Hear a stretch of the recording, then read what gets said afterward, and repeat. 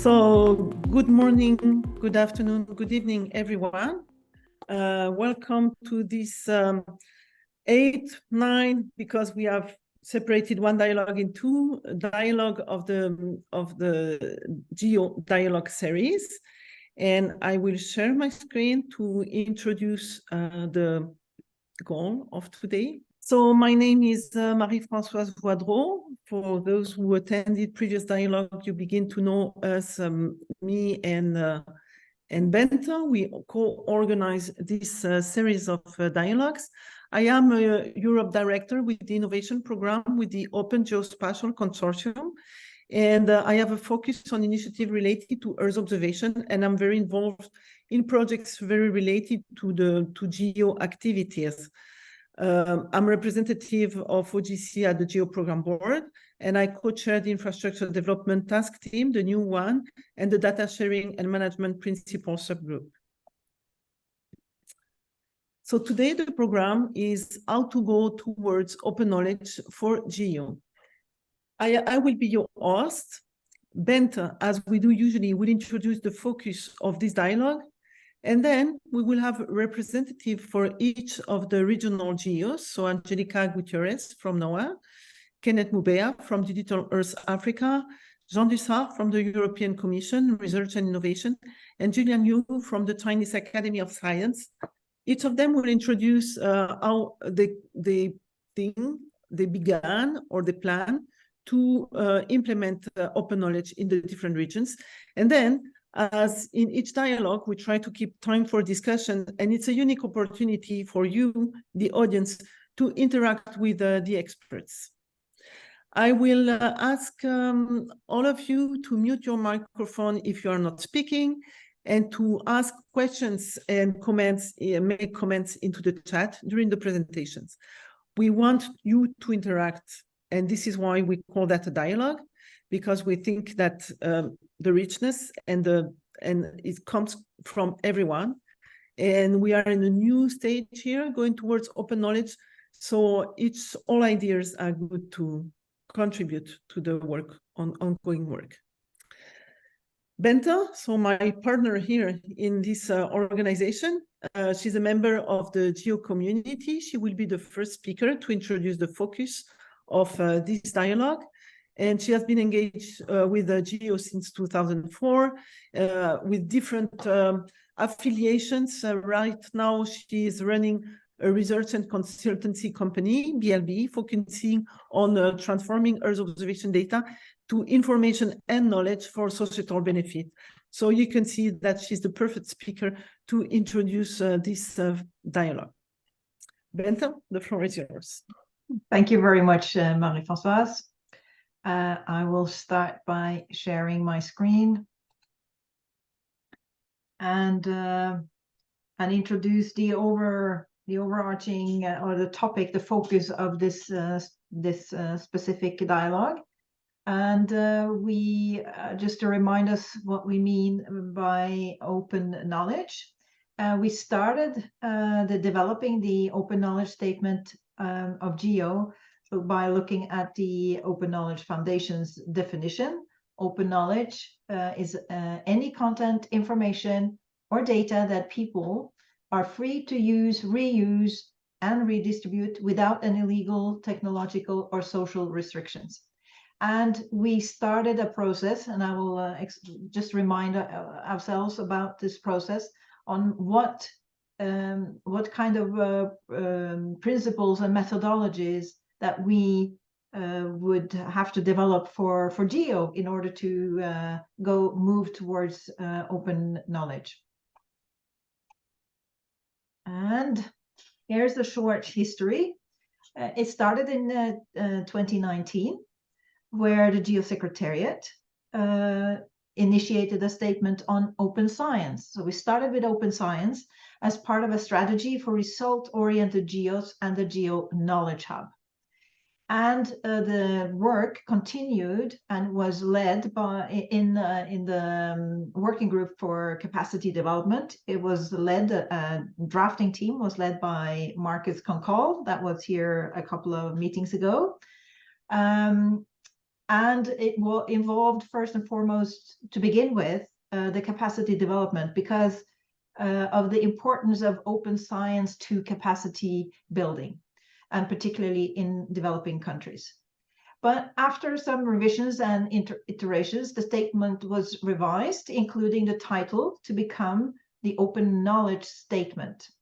So open knowledge, while inclusive of open science, is considered to be more closely aligned with the GEO mission and vision, which aims to support decision-making and not only or primarily science.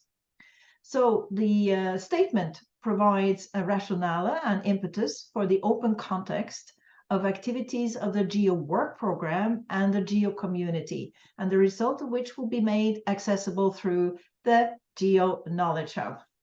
So that's a bit of a history why we landed on this statement, and to be able to consume the open knowledge statement easily, we looked at 11 principles of the open knowledge statement, and that's open science, as obviously, open access, citizens and participatory science, open data, open reproducible research, open software, open hardware, open infrastructure, open education, open evaluation, and diversity of knowledge. So these are 9 principles that we define to describe open knowledge in GEO. And we have had a dialogue series covering each of these principles. And we also have had a overarching, the overarching vision for an open statement, open knowledge statement for GEO. So here you see the program, the series, this season, or 2023, and we are now at the second to last, where we would like to invite you as representatives from each of the GEO regions to share your perspective on how we can move towards open knowledge for GEO. And the next week, we will have a more practical approach again on the self-assessment. So how to go towards open knowledge for GEO? So now you have the history, right? And then we have started the last season, we went through the open data sharing principles and the open management principles. This year, as I said, we have gone through all this 11 principles of open statement. And then at the ODOC, so the open data and open knowledge workshop that we had in this summer, we also addressed exactly this question. And several of you were actually presenting that on behalf of your region. Now, after going through all this and after the months that has passed, we thought that it would be good to have a sort of a continuous assessment of how to move towards open knowledge in GEO. And that's why and then we will also, of course, return to these questions both in the next series. We plan to have a GEO Dialogue series also next year. But the first meeting point, again, after today's meeting, will be at the GEO Week in Cape Town. And so you see, the idea is to keep on addressing these subjects, and to make sure that we are evolving also with time. So what we have seen throughout all these dialogues is that the technology is developing and the communities are developing. And so this is what we try to achieve by having this dialogue series. And that's why we are super happy to have all of you here, a representative from each of the 4 GEO regions. And we are super happy for that. So with that, I think we can start the rest of the program. Thank you very much. So yes, Bent has explained that we have reviewed all the different strategies which are suggested into the statement. And this statement creates a type of framework where we can try to see and identify the potential synergies, because GEO is very much about that, about also fostering global cooperation. And this is why we are very happy to have all the regions here.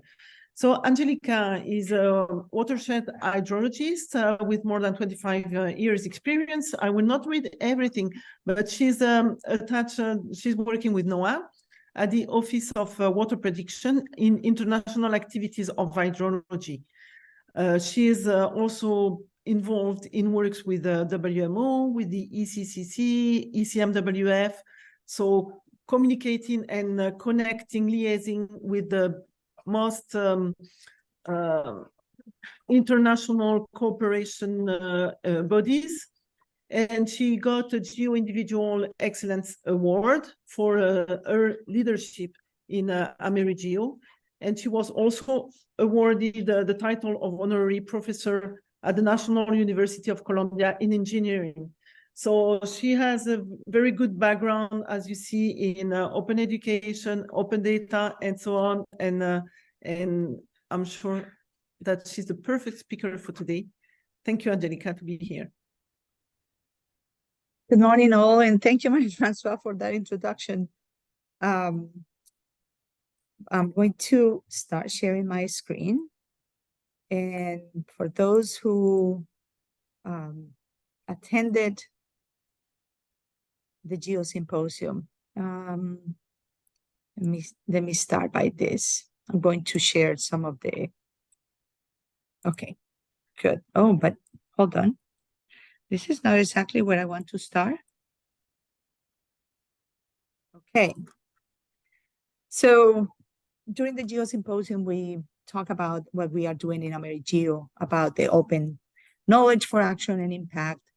And we highlighted the principles of the open knowledge where AmeriGeo activities are working on open science, open access, citizen and participatory science, open data, open software, infrastructure, education, and diversity of knowledge. So we started in 2020, 2023. I'm sorry, I can't really see this. Okay. So we advanced with one of the objectives of the AmeriGeo was to highlight and strengthen the national geos and partnerships. This was important because only by strengthening the national geos, meaning having the countries' organizations working together, the idea of open science and sharing and integration was going to be possible. So this has been, I think that in 2018 was the first time that I brought up a presentation to the GEO Symposium about national geos. So since then, we have been working on strengthening the national geos with that purpose. I doesn't want to move. Okay. So how have we been doing this? We realized that in order to strengthen the national geos, just conversations and meetings was not going to work. We needed to have something more concrete, activities. Some of the priorities of AmeriGeo is actually the strengthening of the national and interinstitutional capacity in all our countries. So since 2016, we started with AmeriGeo Week, was Bogota, and since then we have gone to Costa Rica twice in 2017 and 2023. We have been in Brazil. We have been in Lima, Peru in 2019. And right now we are getting ready to go to Ecuador in 2024 for AmeriGeo Week. So this is actually a week in which not only organizations, national organization and international, just gathered together to discuss different activities of the region and at the national level, but also there is always training. And so we coordinate with the national GEO in identifying what are the specific trainings that they are interested in. So the whole region participates in this. And this is just an overview of what it was, AmeriGeo Week in Costa Rica. We had sessions on data gaps and barriers. We talk about the national adaptation plans and how they connect to the different activities of GEO and the national plans. Of course, we include one of the things that we have been working also since early in our activities, 2016, is including the youth and the new generation. And of course, risk and mitigation has been also a highlight of AmeriGeo. As far as open infrastructure, open software, here's an example of an activity led by a national GEO. This is Peru. Peru has been working since 2017. We started working very closely with Peru, especially the space agency, CONIDA. So they decided that for them to form a national GEO and therefore to promote the open infrastructure, open software, open science, something very concrete was needed. And so in 2021, 2022, 2023, they have led the Mapathon, what they call Mapathon Peru. So Mapathon Peru was something very simple. The first year was just 1 week in which people will come. They partner with Humanitarian Open Street Mapping and many other organizations, Maxar, Amazon, and so forth, so that the people could come and basically have access to technology. Just mapping was a very basic but very important activity to start engaging not only the organizations, the national organizations, but the community. So in 2021, actually, 2023, they had every year the complexity of the Mapathon increases. This year, actually, they partner with Amazon, Maxar, other organizations, and not only they had the mapping exercise, but also now developing applications, developing algorithms, methodologies using PeruSat. So, of course, there are awards for the winners, and this year was in collaboration with Paraguay. So now Peru is pulling together another country. Next year, El Salvador also want to be part of it. So it's a concrete way now not only to bring in the national organizations, but also other countries to follow this presentation, this action. As far as open education, in 2020, AmeriGeo signed a declaration with UNGGIM Americas, and we decided to work together. From the AmeriGeo side, we created the Inter-American Academy of Geoscience and Applications. There's more than 450 courses that you can do, that people can access basically on demand, but there are also trainings in real time and so forth. So this is a platform that has served the community. Some of the courses are in English and some are in Spanish. So that is another point that I want to highlight. For AmeriGeo has been so important to have both languages, which is the majority of our region, English and Spanish on this. This is some of the courses. We partner with NASA ARCET, for example, to provide courses in Spanish or English and so forth. This is another example of something that we did in Peru when the COVID-19 hit our region. We developed with organizations, commercial organizations, a platform that was provided to the Ministry of Health in Peru. And so activities were brought in also in that regard. This was only limited to Peru at this moment. One of the things that is important is that since I would say 2017, when we started talking about the data and open data, we initiated a sort of an access of information in the data hub, AmeriGeo Data Hub. And it was basically connecting through the APIs, the national APIs, and acquiring data from several organizations and countries. So what we see here, even though it's not very clear exactly, is the green one is where we started. That's where we were in 2017. So we only had Argentina, Canada, Chile, Colombia, Costa Rica, Ecuador, Mexico, Paraguay, United States, and Uruguay, some data. In 2023, so we have increased not only the number of countries, so the infrastructure that has been adopted by all these national platforms is exactly the same, is CCAN. And so the access of information is very easy, but this was something that we promoted in the region by promoting the GEO principles of open access, open data, open infrastructure. The countries started to realize that this was important. And so we assist in the release or in the implementation of these concepts in the country. This is a slide on AmeriGeo Week. I think this was 2022.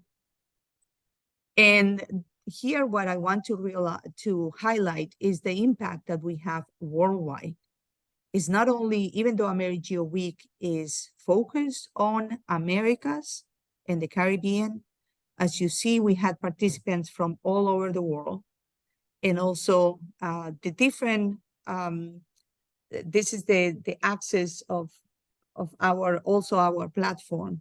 So where is the questions or the requests of information in the different languages that come, the different areas or sectors that the data hub is actually accessed.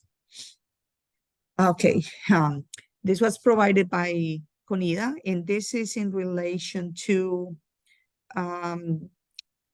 so let me go back. I mentioned the Mapathon of Peru. So in 2021, we started that as an exercise. In 2022, Peru had one of the largest oil spills in the coast of Peru. The same organizations that were playing together in the Mapathon came together to the real disaster. So what here is showing is basically the activation or the evaluation in the next 5 days. It was the organizations were working together, and in less than a day, all these communications was happening among these organizations. So the OEFA is actually it's like the EPA in the United States. It's the Environmental Protection Agency, the Space Agency of Peru, the Ministry of the Environment. So many organizations, not only national, but also international. You see there, AmeriGeo. So these were the organizations that came together when the oil spill happened. Same organizations that were playing together in the Mapathon 6 months before. This is also when we talk about open science, this is a list of different resources and assets that were accessed when the disaster charter was activated. So in 2 months, look at the amount of information that comes through the disaster charter for Peru to address the issue of oil spills. Now, following that experience of the oil spill, then AmeriGeo said, okay, we realize that monitoring oil spill is important to our region. let's put our resources together and let's start something that we call COSTA. It is basically collaboration on oil satellite tracking in the Americas.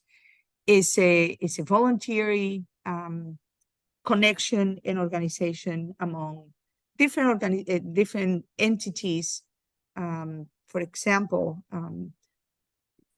let me go in the next one. I'm going to show the current participants. So COSTA basically seeks to answer the need of oil spill monitoring by coordinating the efforts among several countries, and then NOAA provides the training. These are the current partners in COSTA. So we have Mexico and Peru. Peru was the second that was trained actually for after the oil spill. Trinidad and Tobago is also there. And I want to mention that Trinidad and Tobago is our latest member. We are going to announce the Trinidad and Tobago joint GEO this year. And that's great for our region because we don't have too many countries in the Caribbean, part of AmeriGEO. So Trinidad is actually the second.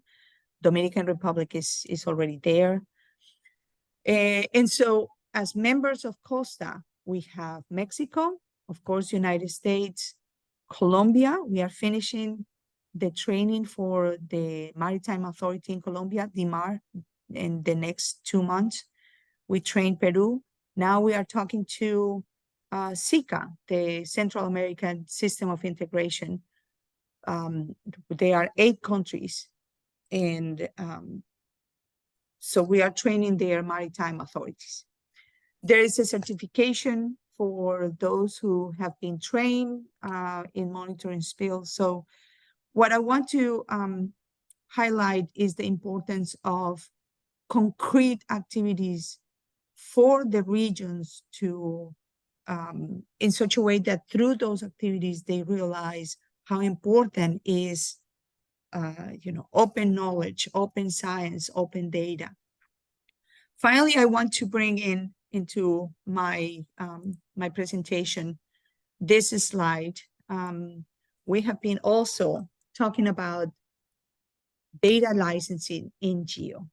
And this is actually something really new. This is a presentation that Derek Hanson provided during the US GEO symposium in the last 2 months. And he brought this to our attention. So now, because, saying something is open, legally, that is not enough. So now we are moving forward into looking at what are the data licensing, if we are going to release data or particularly data information. And so, as you know, I lead the Global Water Sustainability, GeoGLOS. So GeoGLOS is already working with all our partners to determine what is the data licensing in GEO. We are going to attach that to all the GeoGLOS information. So I think that this is something that I want to bring into this group. Maybe I have missed past conversations, but it is important also to talk about this when we talk about open data. And I want to leave there my presentation. So thank you so much for the opportunity, Bente and Marie-Francois. Thank you very much, Angelica. So usually we make some small polls when the speakers present. Here we decided not to make polls, but I took some notes, highlights from your presentation to support the discussion maybe afterwards if the audience wants to go further on one topic or another. Thank you very much. We will, I will share my screen to introduce Ken. If I find my presentation. Okay. So Ken is very much involved in capacity development with the Digital Earth Africa, and his role includes technical support and user engagement and support driving usage of the Digital Earth Africa services and engaging with the Digital Earth Africa network of partners across Africa. So Ken is very involved in GEO activities, and we have seen that during ODOC that open education and training is something which is critical. We have also heard that out of Angelica introduction, I think. So Ken, the floor is yours to present maybe how you drive open education or more other approaches to open knowledge in digital in Africa, AfriGeo. Apologies. Thank you so much. Thank you. I'm Kenneth Ubea, maybe wearing two hats, Digital Africa and AfriGeo, courtesy of my colleagues Anastasia and Phoebe. So from the AfriGeo side, I'm happy to have been part of the program, especially when we brought it to Regional Center for Mapping way back in 2019. And the program has been growing in at least these 32 countries, try to connect to all 55 countries. So we could be at different levels with what was presented previously in the case of Latin America. So in this side of the world, is that response to open knowledge has been critical. That is sharing the literatures from the different organizations, different programs. We have free portals in the AfriGeo promoted from AfriGeo. We have the Digital Africa platform. We also have the Esri Africa Geo portal and other platforms also at different institutions. Also, the role of citizen science in terms of a validation of some of the results and following on some of our partners, USAID, NASA, Savia program, helping in the space to village, especially in West Africa and East Africa.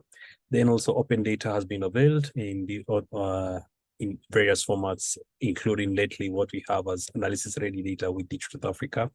Then the research portals are accessible with the literature, even having some of the programs as part of the GeoKnowledge Hub, promoting free access to the platform as well as the software in terms of the training programs that we've had through AfriGeo and other summer programs, as well as open education, and lastly, diversity and inclusion, just sharing one of the photos at AfriGeo that we had in September, that of diversity, even having specific sessions for the youth and different programs. So at the AfriGeo, the key messages has been to connect the various regional economic communities, because then we have this diversity of countries, from English to French, from Christianity to Catholic and also Islamic, so different diversity groups, and also responding to the national development agendas of these different countries, as well as the African Union Agenda 2063, and more so the Sustainable Development Goals, and then working also with the national coordination of the GEOs, especially recent engagements. We had the AfriGeo trying to listen on some of the lessons which have been learned and how the journey has been, and all these actually have gone towards these countries having something called the spatial data infrastructure. At AfriGeo, very keen on alignment with the GEO initiatives, keen on the GEO Blue, like tying the coastline service from GEO Africa with GEO Blue and other programs, and also increasing the uptake of EO, as you've seen the last 5 or 10 years with new programs. Even at the African Union, now we have the GMS in Africa, this Global Monitoring Environment program. So more of connecting programs. So some of the achievements from AfriGeo has been that of joint events in terms of online seminars, face-to-face workshops, training, as well as the annual symposiums.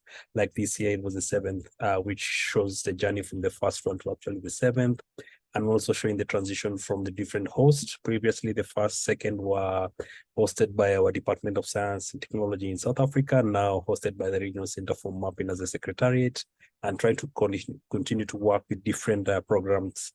Then support for the innovation challenges. AfriGeo is keen on the supporting the Africa EO Challenge, which Africa Earth Observation Challenge, which we also had a session this year, actually last month in September.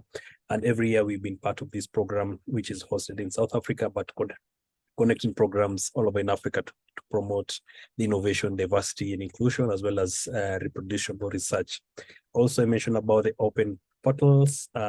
Most of the work of AfriGeo is available also in the GeoKnowledge Hub, connecting also with the Africa Geo portal by Esri, as well as we also have the Regional Center Geo portal and other platforms that we have.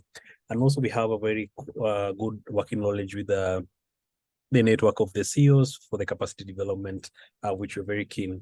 So some of the achievements we've had trying to connect all these countries has been more engagements in these countries, especially recent engagement in Nigeria and other countries, trying to balance between English and French countries, and also supporting the national GEOs in terms of them being able to connect and convene. For example, we had the one in Kenya convening around June so as to get where they are the last few months. And all alignments were towards these countries having spatial data infrastructure. Open data is a big question among them, and why are not governments sharing data? So this creates a platform where even other humanitarian organizations can come in to tap into open data to build more programs and also connect in terms of partnerships within Africa as well as internationally with collaborators, such as we've had with the Savia program connecting with the NASA Applied Science team and other innovators, different institutions, as well as co-development of some of the proposals which have been possible in terms of resource mobilization. And also the other one is diversity inclusion, as in the challenges, technical hosting innovations, as well as the annual symposiums, of which the last one of this year had strong focus on the youth session, of which we had the mentors and the mentees in one session to actually see that we leave no one behind. And I think in the next AfriGeo will be more intention to have more sessions that we bring in the diversity and inclusion in the uptake of Earth observation in the continent. So as we continue with the achievements, we had that one like this year, recent convening in South Africa, where we had the National Space Conference hosted by the National GEO in South Africa, and they have actually been meeting, and this year was the fourth one. They also had another one last year, which means every year they're able to bring more partners, and now they're actually aligned with the South Africa development agenda, that one of the third on the space for national development. So trying to tie our GEOs with the national development agenda plan so that we can also have the buy-in from the ministries and department in terms of this case, even having sponsorship from the Department of Science and Innovation, which will also host the GEO Week this year in Cape Town. So all this creates an opportunity for spatial data infrastructure, which is a key message everywhere, and also trying to compile some of the use cases, which I was just following up on the case of South America, response to disasters, very keen, as well as collective action, so that we provide the better data for making better decisions, as well as now creating better lives for our citizens. So some of the examples we had was in the case of South Africa, where even our program Digital South Africa is hosted by the South African National Space Agency, SANSA, responding to some of the floods in the case of one dam in Free State. And then also we had flooding last year around September in Durban, where providing the very different sets and even bringing the private sector, in this case, our partner Maxa was able to bring high resolution data that as our program with South Africa Space Agency could actually advise the impact of such damage as part of a collective action of National GEO, and also working closely with the South Africa Weather Service to provide this kind of a platform. And in the next few months or so, I think we plan to bring in other partners on board, such as the International Water Management Institute, which has been doing some kind of simulation of what is happening, especially around Durban. So all these are more tied to what we have, and greetings from the last AfriGeo we had in September from Sokapund in Namibia. And I think next year we'll be able to have more information. And just as what is between us and GEO Week is to invite you to Cape Town to be able to be part of the GEO Week and various engagements to actually connect with some of you whom we'll be able to meet face to face. And thank you from AfriGeo. Thank you so much.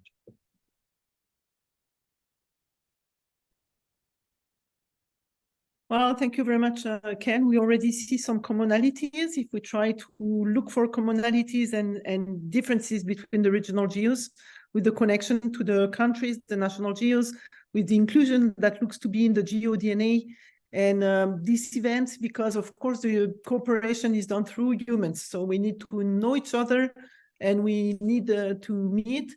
And again, the topic of disasters that looks to be a strong driver for cooperation in AmeriGeo and again here in AfriGeo. We will move to Europe, giving the floor to Jean Dussart. I will share my screen up again. So Jean Dussart is a policy officer for the European Commission, and he has joined the environmental observation sector of the Directorate General Research and Innovation in 2019. Previously, he has spent 15 years in the GRC, Joint Research Center, as a scientific project officer with a focus on geospatial technology and the Inspire Directive, which is so important in Europe to support data sharing. He also has experience in the use of citizen science, so we can see that he's an academic area, being involved before with 2 universities in Louvain and Copenhagen, and is a member of the GEOS Infrastructure Development Task Team. So we can see that Jean has a background which is also perfect to talk about open knowledge and its implementation in Europe. Jean, the floor is yours. Thank you. Thank you, Marie-Françoise. Good afternoon, good evening, or good morning, everybody. Rather than just going through the slides I present in the last doc, I prefer to start from a recent example. You know that from the European perspective, we have been supporting and financing an important contribution to EuroGeo via the eShape project. The project lasts 4 years and just finished a couple of months ago, and it's fair enough to reflect now on what is the legacy of the project and how we consider it as positively contribute to the GEO initiative. You know that some of the deliverables of the outputs of the program have made their ways to the GEO. For example, the promotion of the co-design methodology, the self-assessment tools, the concept of conveyor belt, concept of incubators that you will see more and more with the adoption of the next post-2025 GEO strategy. How did we manage? And of course, the credit goes to the project, but it's important as well to say that there are some enabling conditions in Europe that help facilitate this sharing of knowledge and making sure that this knowledge is made available. For example, all the showcase and the pilots that have been developed in eShape are available on the Knowledge Hub. The data are as well searchable on the GEOS portal, but there are some conditions that helps to make sure that we reach such a voluntary approach. Some are just based on incentive, encouragement around the building of a strong EuroGeo community that then is a guarantee that there is an interest of the community to share their knowledge to the rest of the GEO community. It comes as well, we have to say this, and it's maybe something that is a bit peculiar to Europe. It comes because there is as well a strong legal framework that impose or that request the 27 members of the European Union to act